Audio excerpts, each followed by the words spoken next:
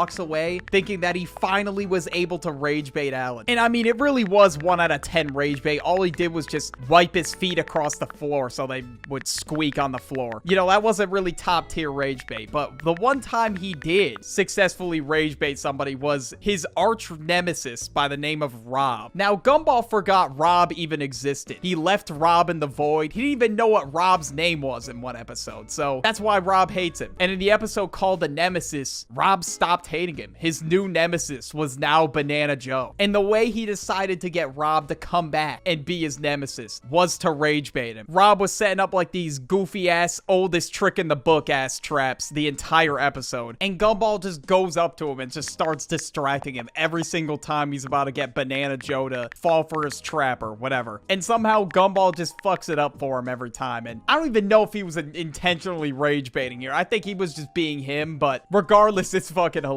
But this dude Rob got so mad at him that he just grabs him and just starts shaking him around by the neck. But I guess that was Gumball's goal the whole time. He wanted an arch nemesis, so I guess he successfully rage baited him. And I've seen videos of this all over TikTok, and well, that's what inspired me to make this video. It was captioned some shit like, when you successfully rage bait, bro. And honestly, that really is how it feels. Okay, but now we got a sleeper pick. We got Bugs Bunny. Now, I don't know what was good with Bugs Bunny, but this dude was just a menace. I remember as a kid, I'd see a bunch of episodes that would air on, I think, Boomerang or Cartoon Network. It was Elmer Fudd trying to hunt Bugs Bunny during rabbit season. And even when, like, Elmer Fudd is about to shoot him and he's got, like, a fucking shotgun barrel pointed at his face, he always looks so confident because he knows that he's just gonna trick Elmer Fudd every time and just rage bait him. And he does every single time. It's kind of like also the Coyote trying to catch the Roadrunner too. Like, bro never gets the Roadrunner. But it was just insane how gullible Elmer Fudd was. The amount of times he fell for shit, it was insane. Then in one episode, I think it was called Duck Season or something like that, Bugs and Daffy were fighting over who was going to be hunted by Elmer Fudd. According to Bugs, it was Duck Season, and according to Daffy, it was Rabbit Season. And when they got in a back and forth argument about it, Bugs said the opposite one and got Daffy to take a shotgun bullet to the face. And this happened multiple times, so the sheer amount of rage baiting here was crazy. But at the end of the episode, it ends up being Elmer season, so Elmer gets hunted by Daffy and Bugs. Crazy ending. But Bugs would also often rage bait Yosemite Sam. Now, I think this took place in the 1981 movie. And now I found this clip when I searched Bugs Bunny Yosemite Sam, and pretty much this dude was trying to have a Western standoff with somebody, and the whole time Bugs was just rage baiting him. He didn't follow the rules of the standoff. He was already saying he had onion breath at the beginning because he got up in his face. And Bugs being a rage baiter is definitely one of the reasons why I think Looney Tunes is hilarious. Now we got Stewie. Now Stewie always has something to say. He's that kind of rage baiter. He'll say the most out-of-pocket shit just to try to get you mad. And isn't specific episodes. Like, this is just who he is. He just followed some random fat guy with a tuba. And Chris as well. I don't know why he's like this, but this is the type of funny ass shit you'll see him doing in a lot of the episodes, to be honest. And literally every episode, he's making wise ass remarks to get everyone mad. Or like, probably the most iconic example I could think of was where he was like, "Mum, mum, mummy," like for 2 minutes straight. Lewis,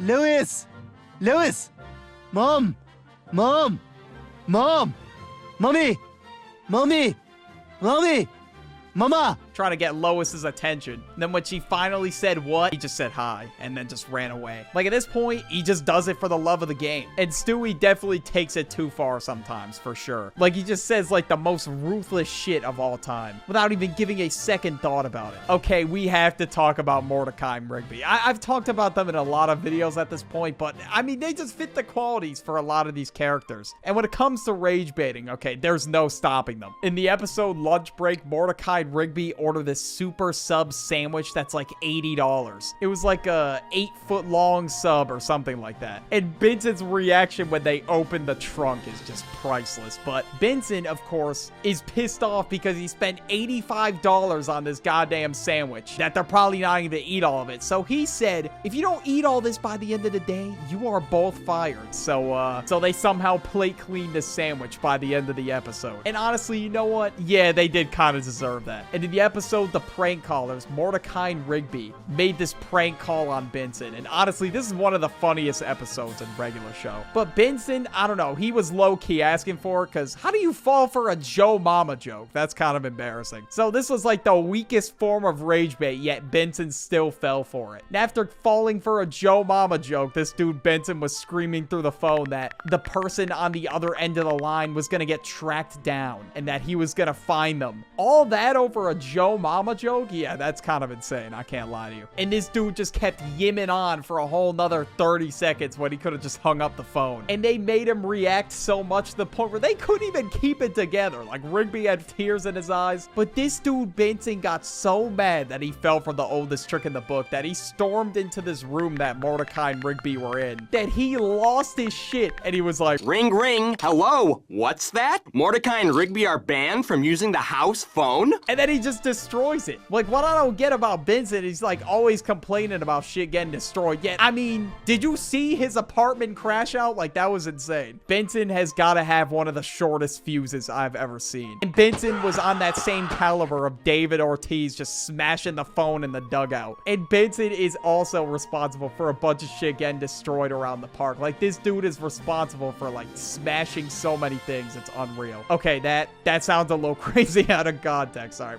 moving on. But sometimes Mordecai and Rigby rage bait each other. All right, maybe sometimes they get a little bit bored of rage baiting Benson. He has a very short fuse, so obviously he's gonna fall for the rage bait. But sometimes Mordecai will rage bait Rigby. In the episode Death Punchies, Mordecai decides that he's gonna be player one. Rigby wants to be player one in the game, and Mordecai knows he'll beat Rigby in Punchies. So he says, let's play Punchies for it. On purpose, knowing that he's gonna win. And then when he does, Rigby gets mad at him, and he's like, oh, it's not fair, whatever. Because obviously Rigby was not beating anybody in Punchies. Skip sent him to the ER one time, so. And he did permanent damage to one of his cheeks, so they call his ass the One Cheek Wonder now. Then Mordecai brought that back up and, yeah, started using it as rage bait, of course. Then Rigby throws this phone book at a closet door. Then it opens to a page, and it gives him a number to a Death Kwon Do place, where he wants to learn the Punch of Death, so he could finally beat everybody in Punchies. And then eventually he does. He starts